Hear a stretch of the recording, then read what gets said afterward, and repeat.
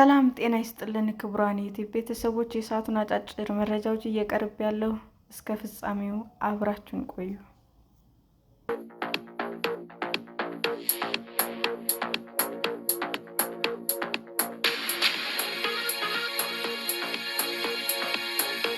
በጋሞ ዞን በመሬት መንሸራተት ከ50 በላይ ሰዎች ሲሞቱ ሌሎች 50 ሰዎች የደረሱበት አልታወቀም። በደቡብ ኢትዮጵያ ክልል ጋሞ ዞን ውስጥ በደረሰ የመሬት መንሸራተት አደጋ 52 ሰዎች መሞታቸውን የዞኑ ኮሚኒኬሽን አስታወቀ። በዞኑ ለሰዎች ሕይወት መጥፋት ምክንያት የሆነው የመሬት መንሸራተት ያጋጠመው በጋጮ ባባ ወረዳ ማዞ ዶይሳ ቀበሌ ውስጥ የካቲት 30 እና መጋቢት 1 2018 ዓ.ም የጣለውን ዝናብ ተከትሎ ነው። የኮሚኒኬሽን ቢሮ በፌስቡክ ገጹ ላይ ባጋራው መረጃ በጋጮ ባባ ወረዳ ማዞ ቀበሌ በተከሰተው የመሬት መንሸራተት ሕይወታቸው ካለፈ 52 ሰዎች በተጨማሪ እስካሁን የደረሱበት ያልታወቀ 50 ሰዎች የመፈለግ ጥረቱ መቀጠሉን አስታውቋል። የጋሞ ዞን የከተማና አስተዳደር ልዩ አማካሪ አቶ ተስፋጽዮን ዘነበ በዞኑ ደጋማ አካባቢዎች በጣለው ወቅቱን ያልጠበቀ ከፍተኛ ዝናብ የመሬት ናዳው መከሰቱን ለቢቢሲ ተናግረዋል።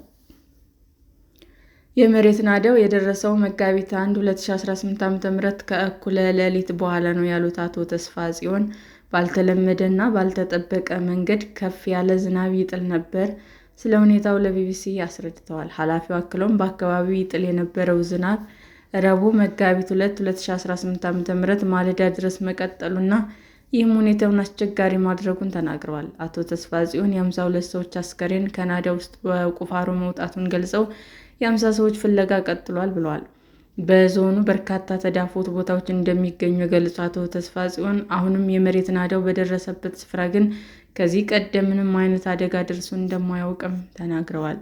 በዞኑ የመሬት ናዳ ይከሰትባቸዋል ተብለው በጥናት በተለዩ አካባቢዎች ነዋሪዎችን የማንሳት እና ወደ ሌላ ቦታ ወስዶ የማስፈር ስራዎች መሰራታቸውን የተናገሩት አቶ ተስፋጽዮን ይህ አካባቢ ግን ከዚህ አይነት ግምትና ስጋት ነፃ ስለነበረ ምንም አይነት እርምጃ ለመወሰዱንም አስረድተዋል።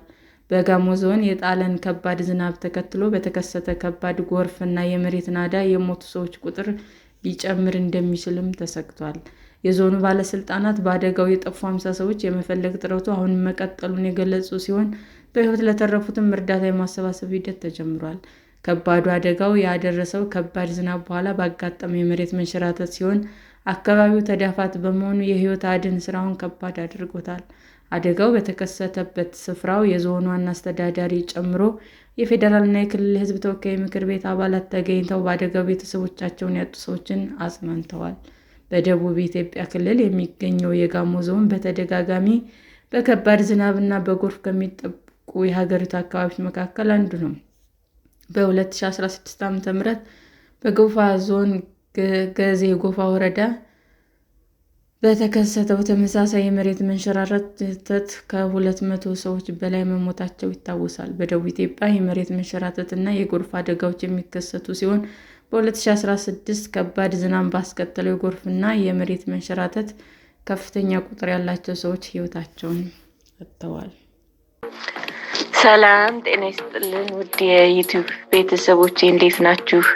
አዲስ ጀማሪ ነኝና ሰብስክራይብ ያደረጋችሁ አበረታቱኝ። አመሰግናለሁ። ዩቲዩብ አድማጮቻችን ለሰዓቱ ያቀረብኩላችሁ አጫጭር መረጃዎች ይህንን ይመስል ነበር። በሌላ መረጃ እስክንገናኝ ሼር፣ ላይክ፣ ሰብስክራይብ እንዲሁም ቢቀርብልን የምትሉት መረጃ ካለ ኮሜንት እያደረጋችሁ ቸር ቆዩን።